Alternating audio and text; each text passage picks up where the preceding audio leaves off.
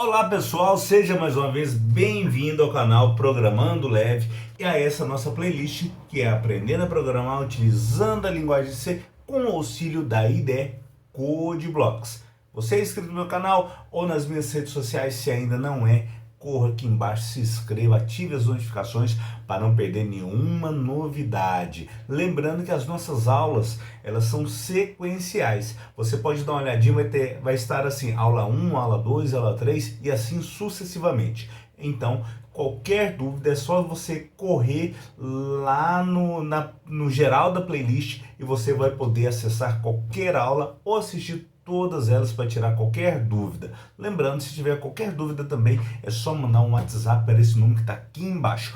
Nesta aula, especificamente, a nossa última aula teórica, né, antes da gente colocar os dedinhos para programar, a gente vai falar sobre algoritmos computacionais e algoritmos não computacionais, tá certo? O que é isso, professor? A gente fala em algoritmo e a gente já pensa em programação, mas tem algoritmo que não é computacional? Sim, e a primeira coisa que a gente vai ver é a definição de algoritmo e como ele se enquadra no nosso cotidiano.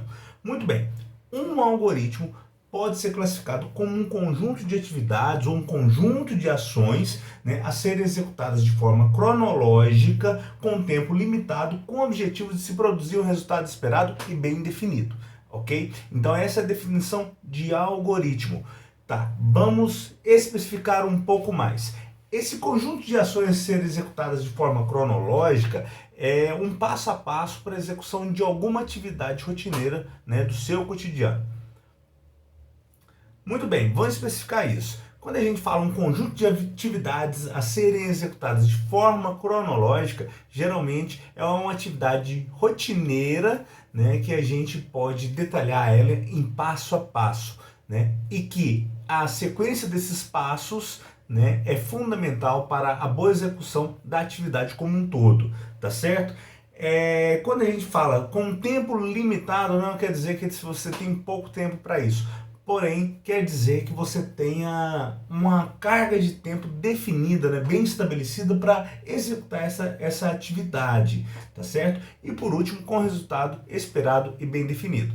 Então, vamos caracterizar isso no nosso cotidiano como fazer um bolo. Suponhamos que você goste de bolo de cenoura, né? Esse é o exemplo que eu dou para todos os meus alunos nessa aula, né, quando a gente fala de algoritmo não computacional.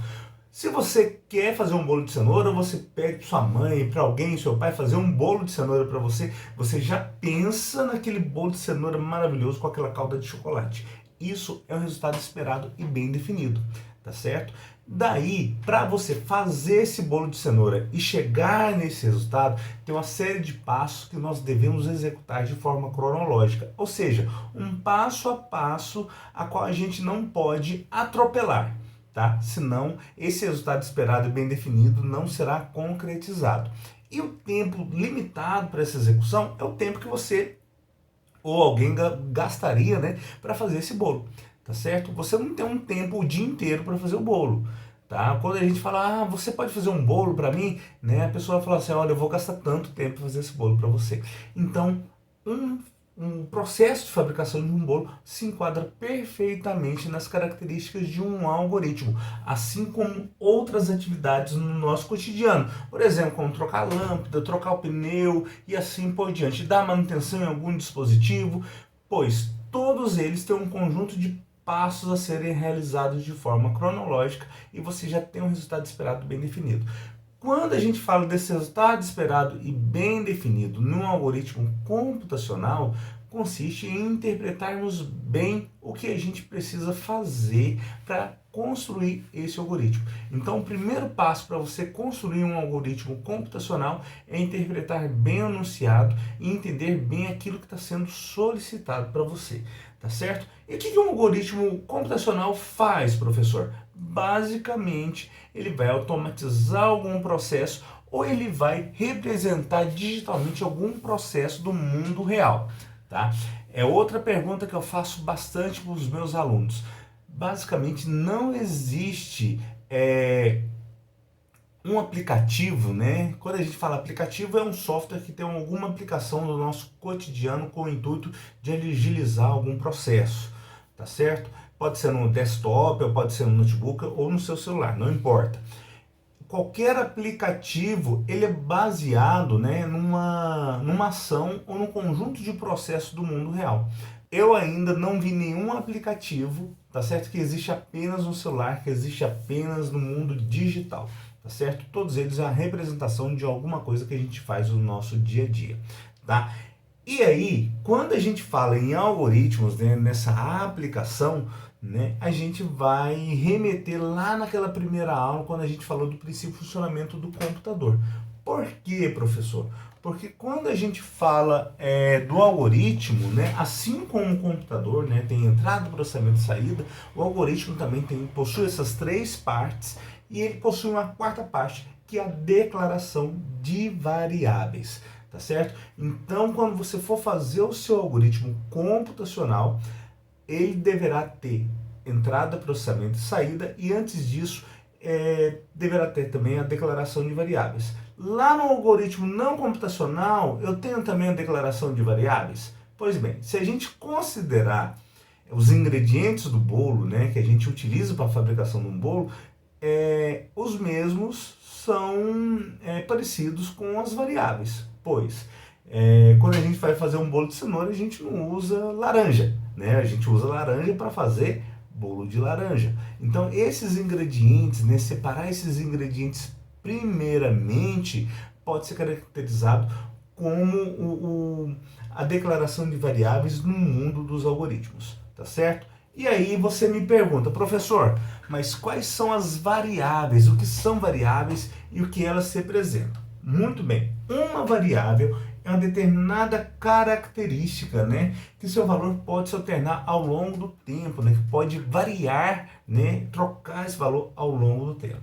Tá certo? Alguns exemplos: nome, idade, peso, altura são variáveis, né, que caracterizam uma pessoa.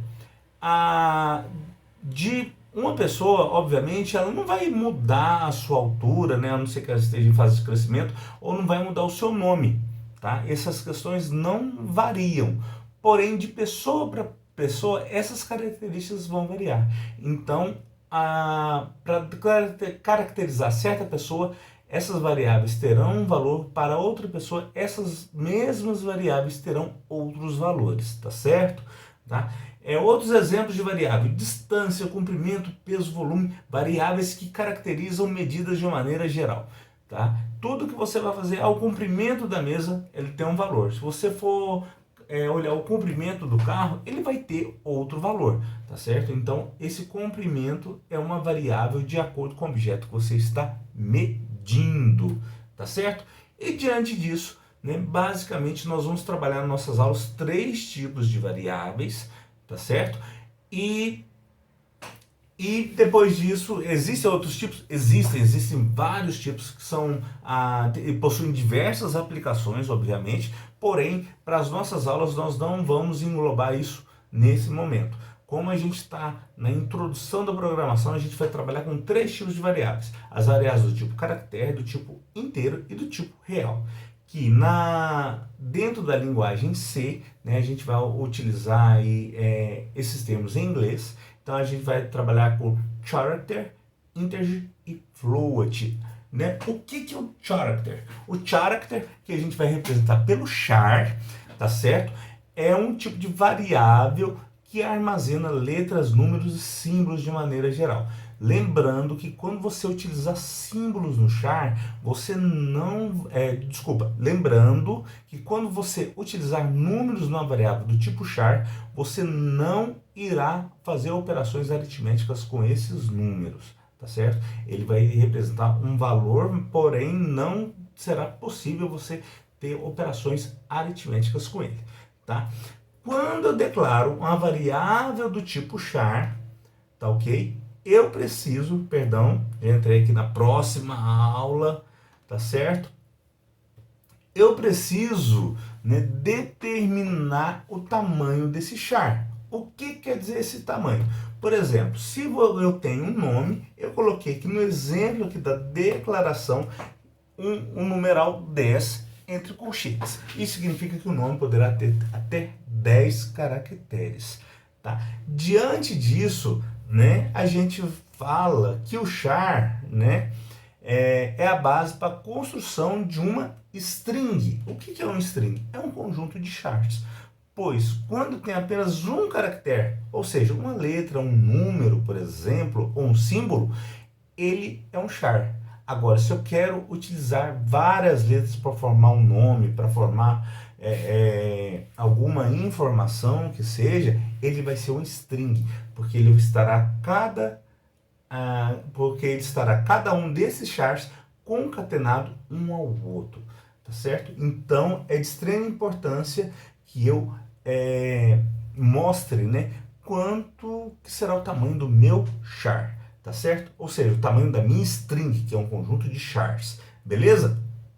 As variáveis do tipo int, né, do tipo integer, né, são variáveis quantitativas sem o uso de casas decimais, tá certo? Então, por exemplo, idade, quantidade de pessoas, né? Eu não tenho um número fracionado de pessoas, né? Quando eu conto o número de alunos numa classe, por exemplo, tá? Ah, professor, mas a idade, ela não pode ser do tipo real, porque a gente fala, eu tenho 3 anos, eu tenho 15 anos e 10 meses, né? Eu tenho 15 anos e meio. Tudo bem. No nosso dia a dia a gente até fala isso. Porém, para fins legais, não importa, né, a parte fracionária da sua idade. O que importa é a idade que você tem concluída no período de certa situação. Por exemplo, você vai tirar CNH, né, sua carteira de habilitação. Você precisa ter 18 anos inteiros, né? Se você tiver 17,99, você não consegue entrar com pedido para você tirar CNH. Né? Isso vale para outras questões legais, né, que a gente não precisa, eu acho, nem comentar aqui, né? Acho que já ficou claro essa questão. Beleza? E o tipo float, tá certo? Que é o tipo real, são variáveis quantitativas com o uso de casas decimais, tá certo? Repare que, né, em cada uma dessas variáveis, tanto do tipo int quanto do tipo float, né, aqui no tipo float eu declarei peso e a variável altura, ambas podem ter casas decimais, eu atribuí, né, eles já vão iniciar nosso algoritmo com valor 0. Isso é para fazer uma limpeza de lixo de memória, a qual a gente vai ver na próxima aula, que já é construindo o nosso primeiro algoritmo do zero, utilizando a IDE CodeBlocks, tá certo? Corrigindo, a próxima aula vai ser a instalação da IDE CodeBlocks. Não necessariamente, né, já falei lá na primeira aula introdutória, que você precisará utilizar o CodeBlocks para fazer os nossos algoritmos, né? É uma sugestão. Então, essa próxima aula é uma aula sugestiva. Caso você não faça essa próxima aula de instalação da IDE, eu te encontro lá na construção do nosso primeiro algoritmo. Beleza? Então, eu te espero até lá.